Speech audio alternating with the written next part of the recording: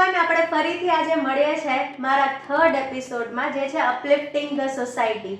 અને આજે બહુ મજા આવવાની છે કારણ કે બહુ મીઠી મીઠી વાતો થવાની છે.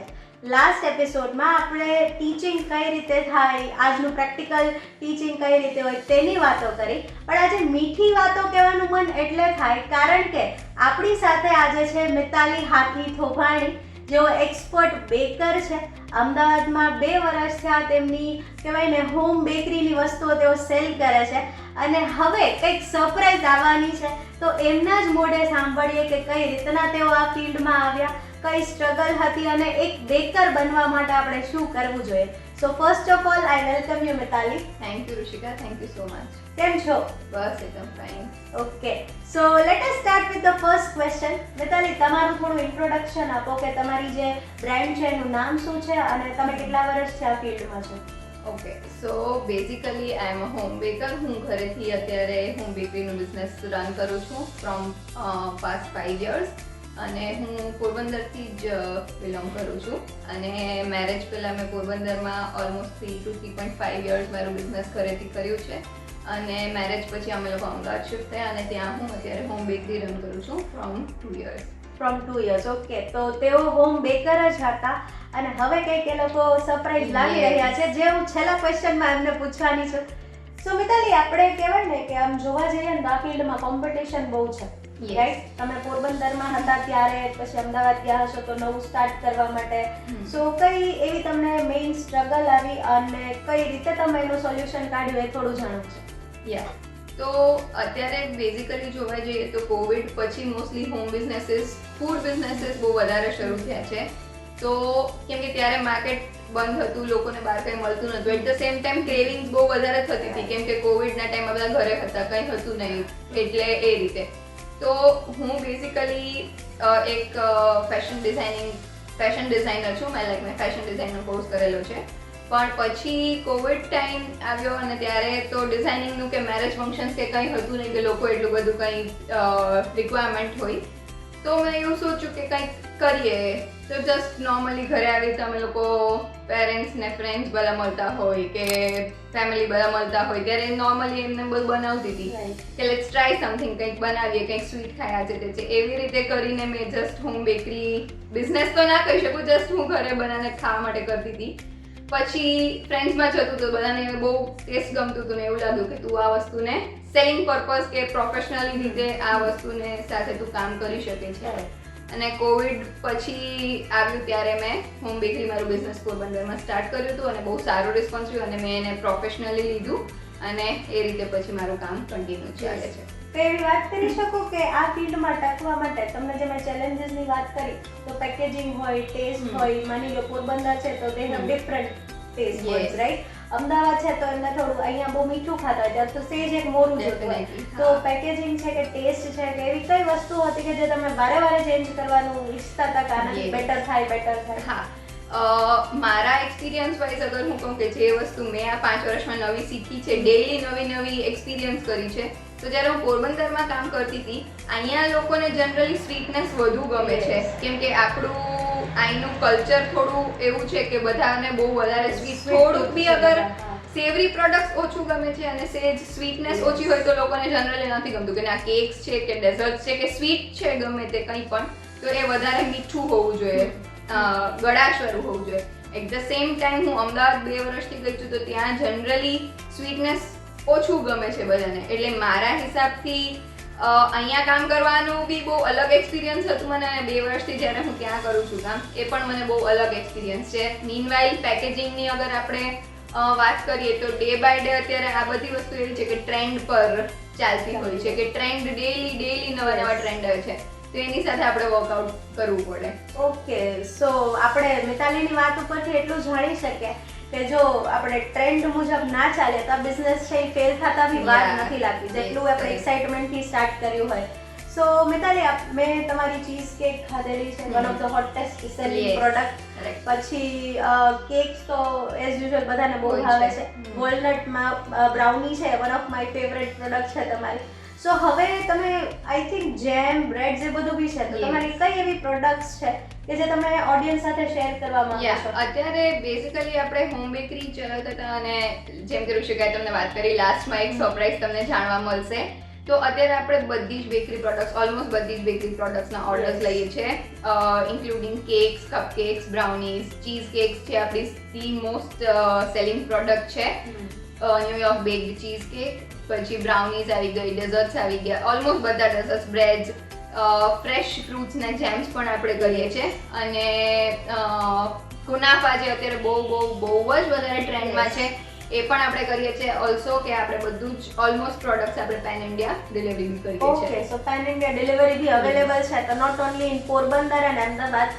તમે હું એમનું પેજનું આઈડી છે એ તમને ડિસ્ક્રિપ્શન બોક્સમાં આપી દઈશ. સો કાઇન્ડલી વિઝિટ ધ પેજ. અને હવે મને એ તમે જણાવો કે નવા શું પ્રોડક્ટ્સ લઈ આવવાના છો? What is your plan? ભલે તમારે સિક્રેટ જરાક રિવીલ કરજો, હું પણ બહુ વધારે રિવીલ નહીં કરી શકું. તમારા ઓડિયન્સને બી રિક્વેસ્ટ છે કે પ્લીઝ અમારું પેજ તમે એક વખત ચેક કરશો તો તમને બહુ બધી નવી વસ્તુ દેખવા પણ મળશે. અને અગર નવી પ્રોડક્ટ્સમાં હું તમને કહું તો અત્યારે રિસેન્ટલી આપણે બોમ્બોલોનીસ ફિલહાલ બર્લાઇનર્સ જે કહેવાય છે એ આપણે હમણાં રિસેન્ટલી લોન્ચ કરી છે. કુનાફા જે મેં તમને વાત કરી, કુનાફા અત્યારે બહુ જ વધારે ટ્રેન્ડમાં છે. ચીઝ કેક્સ અત્યારે બહુ વધારે ટ્રેન્ડમાં છે અને ઓલમોસ્ટ જે ડેઈલી ન્યૂ પ્રોડક્ટ્સ માર્કેટમાં આવે છે we are trying our best કે અમે એઝ સૂન એઝ પોસિબલ ક્લાયન્ટ્સને કે અમારા ઓડિયન્સને એ સર્વ કરી શકીએ. અને એ બી પૂછવું હતું કે ઘણા બધા અમારા ફ્રેન્ડ્સ છે જેઓ તમને લિટરલી ફોલો કરે છે from Porbandar itself. So they were asking me કે તમે વર્કશોપ્સ કરાવો છો તો કઈ રીતે તમારું વર્કશોપ હોય છે, ઓનલાઈન ઓફલાઈન, અથવા what is the future plan about that also? Okay, તો અત્યાર સુધી આપણે ઘણા બધા ઓનલાઈન વર્કશોપ્સ લીધા છે, કરાવ્યા છે, કેક્સના, કપકેક્સના, કે જે પણ રીતે મને વધારે ઇન્ક્વાયરીઝ હોય છે એ રીતે. અત્યારે ફિલહાલ ઓનલાઈન વર્કશોપ્સ ટેમ્પરરી બેઝ પર આપણે બંધ કર્યા હતા, પણ મોસ્ટલી 2 to 3 મંથ્સમાં આપણે પાછા ઓનલાઈન વર્કશોપ સ્ટાર્ટ કરીએ છીએ. તમે ક્યાંયથી બી હોય તમે અમને જોઈન કરી શકો છો. Okay, that is great. અને મિતાલી પાસે શીખવું ને ખરેખર યુ નો એક લાવો છે, because the way she teaches you, the way she explains, પેલું કહેવાય ને એક કેક છે ને બ્રેક પણ કરે તો એટલું સ્ટાઇલથી કરે કે યુ નો તમને એ ખાવાનું એક ક્રેવિંગ્સ થાય. તો એક આર્ટિસ્ટ પણ કહી શકાય, કેક આર્ટિસ્ટ, કારણ કે બેકર કરતાં હું તો આર્ટિસ્ટ કહીશ. એની પાછળ ક્રિએટિવિટી છે બહુ મોટો રોલ પ્લે કરતી હોય, રાઈટ?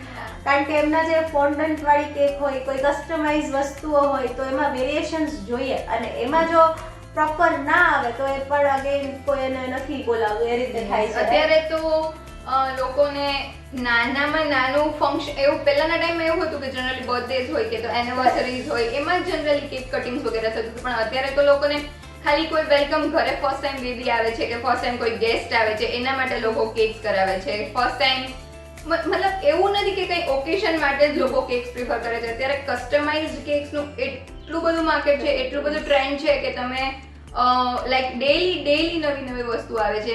અને હેમ્પર્સનું બી અત્યારે બહુ વધારે માર્કેટ છે. Even we are making hampers, customize hampers જે તમને જોઈતા હોય, યસ, ફેસ્ટિવના અકોર્ડિંગલી જોઈતા હોય કે મેરેજના અકોર્ડિંગલી જોઈતા હોય, ગ્રૂમ હેમ્પર્સ જોઈતા હોય કે વોટ એવર યુ વોન્ટ, આપણે બધું જ કસ્ટમાઇઝેશન કરીએ છીએ. So this is a message two everyone કે તમે ઘરમાં લગ્ન હોય કે તમારી કોર્પોરેટ ઇવેન્ટ હોય કે બર્થડે પાર્ટી હોય, the customization is available everywhere. મેં પોતે પણ મારી શેપિંગ સ્કિલ્સ ટ્રેનિંગ ઇન્સ્ટિટ્યૂટ માટે દિવાળી હેમ્પર્સ કરાવ્યા હતા.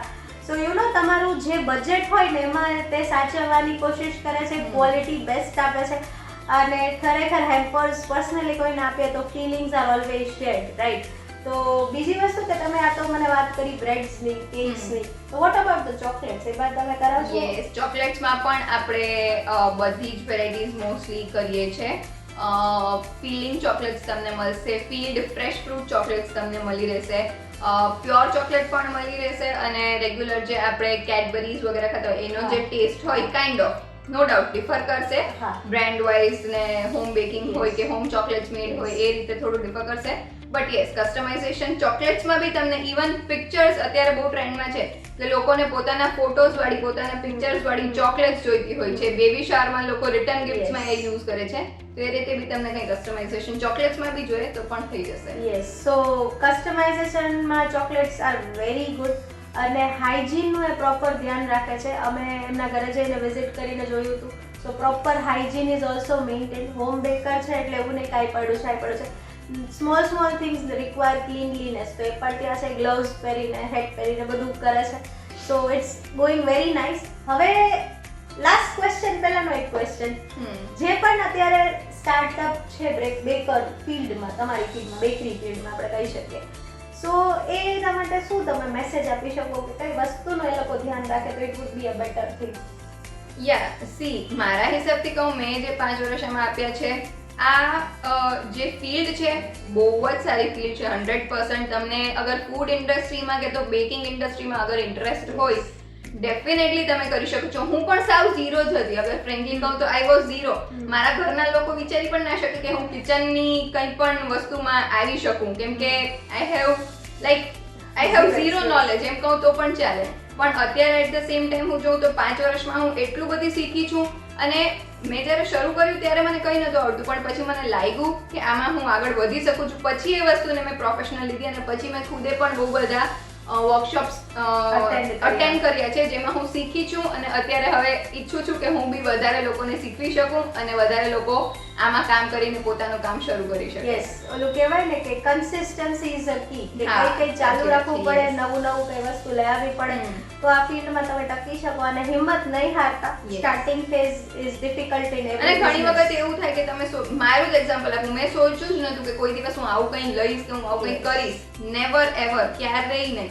પણ અત્યારે મને હવે બીજું કંઈ સોચવાનું ટાઈમ બી નથી અને સોચવાનું કંઈ ઈચ્છા બી નથી થતી કે હું બીજી કોઈ ફિલ્ડ માટે કંઈ વિચાર કરું, કેમ કે હું આમાં એટલી બધી ઇન્વોલ્વ થઈ ગઈ છું કે મને આમાંથી ટાઈમ જ નથી મળતો. એટલે ફિલ્ડ બહુ એવી છે કે જો તમે તમારું 100% આપશો તો 110% તમને આમાં સક્સેસ મળશે. યસ. અને એક જ ક્વેશ્ચનમાં 2 ક્વેશ્ચન. એક તો તમારી હેપીએસ્ટ મોમેન્ટ જ્યારે કોઈ તમારું રિવ્યુ કે બેસ્ટ વસ્તુ કીધી હોય, અને એક એવું કે જરાક મિસ્ટેક થઈને આપણે પાછું રિકન્સાઇલ કરીને એને પાછું પ્રેઝન્ટ કર્યું. એવું મને 2 મોમેન્ટ જણાવો તો જે અમારા અપકમિંગ કે સ્ટાર્ટઅપ વાળા બેકર્સ છે એમને ખ્યાલ આવે. ઓકે, સો હું જ્યારે અમદાવાદ ગઈ, અહીંયાથી શિફ્ટ થઈ, ત્યારે મને બહુ ડર હતું કે મારું કામ ત્યાં સેટ થશે કે નહીં થશે, કેમ કે માર્કેટ બહુ મોટું થઈ જાય છે, સિટી બહુ મોટું થઈ જાય છે, તમારા એટલા કોઈ કોન્ટેક્ટ નથી. ફ્રેન્ડ્સ ફેમિલી હોય પણ એના ઓર્ડર્સ મળવા, તમને કોન્ટેક્ટ મળવા એ થોડું ડિફિકલ્ટ છે. As I was working in Porbandar તો મને બહુ સારું માર્કેટ અહીં ઓલરેડી મળેલું હતું કે મારી પાસે ટાઈમ નહોતો, હું ડેલી એટલા ઓર્ડર્સ કમ્પ્લીટ કરતી હતી.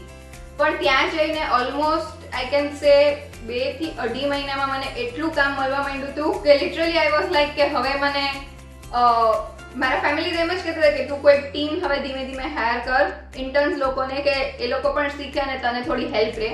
પણ આઈ વોઝ લાઈક ના, મારાથી જેટલું થાય એટલું મને જાતે કરવું છે, કેમ કે હું જેટલું 100% મારા ક્લાયન્ટ્સને આપી શકીશ, આઈ ડોન્ટ નો કે ટીમ વાળા જે હશે 100% એનું આપીને એ જ વસ્તુ એમને પહોંચાડશે કે નહીં એ વસ્તુ. અને ત્યાં જઈને almost I can say 5 to 6 મંથ્સમાં મારે એક કોર્પોરેટ કંપની છે ત્યાં, એ લોકો સાથે બહુ સારું, એ લોકોને આપણો ટેસ્ટ વગેરે ગમ્યું હતું. તો એ લોકોએ આપણી પાસે every month I can say 3 to 4 cakes એમની હોય જ છે. અને એ લોકોની હમણાં એનિવર્સરી હતી, 21st એનિવર્સરી એની કંપનીની, ત્યારે એને આપણી પાસેથી 8 kgsની એક કેક ઓર્ડર કરી હતી. That was a 5 tier cake.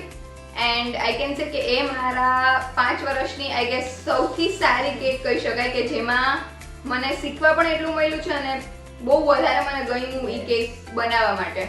Okay, સો અને કેવો કંઈક નબળો એક્સપિરિયન્સ જેને પાછું વ્યવસ્થિત કરીને એ જ્યારે હું અહીંયા હતી, જ્યારે હું પોરબંદરમાં હતી, જ્યારે મને એટલું બધું વધારે નોલેજ નહોતું, ત્યારે મને એક ક્લાયન્ટનું ઓર્ડર હતું. That was basically a black cake. પણ એ મને ત્યારે ખબર નથી કે વિપ્ડ ક્રીમ કેક્સમાં આપણે બ્લેક કેક્સ ના કરી શકીએ, તો મેં બહુ જ વધારે કલર મિક્સ કરીને બ્લેક કલર બનાવીને એમને કેક આપેલી. But that was the worst experience મારો, જે હું ક્લાયન્ટને પણ, તો પણ ટચવુડ મારા પોરબંદરના ક્લાયન્ટ્સે મને બહુ જ વધારે સપોર્ટ કર્યું છે કે એ લોકોને બેડ એક્સપિરિયન્સ હતું તો પણ એ લોકોએ મને ખરાબ વસ્તુ નથી કીધી કે ના મિતાલી કંઈ વાંધો નહીં, તમે પણ નવા છો, તમે પણ શીખો છો.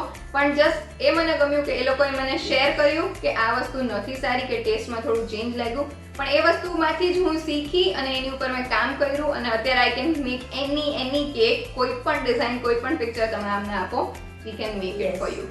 સો 8 kgsની કેક સાંભળીને જ મને તો એમ થાય કે કેટલી મોટી હશે, રાઈટ? અને કહેવાય ને કે હંમેશા માણસ શીખતું રહેતું હોય કંઈક ને કંઈક એક્સપિરિયન્સમાં. તો એક નેગેટિવ એક્સપિરિયન્સ થયો તો આપણે ખોટું માનીને બેસી જવા કરતાં બેટર છે કે વી વુડ વર્ક ઓન ઇટ અને આપણે સુધરીએ.